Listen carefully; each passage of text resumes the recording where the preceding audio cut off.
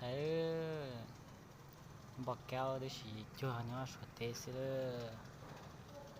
có tiêu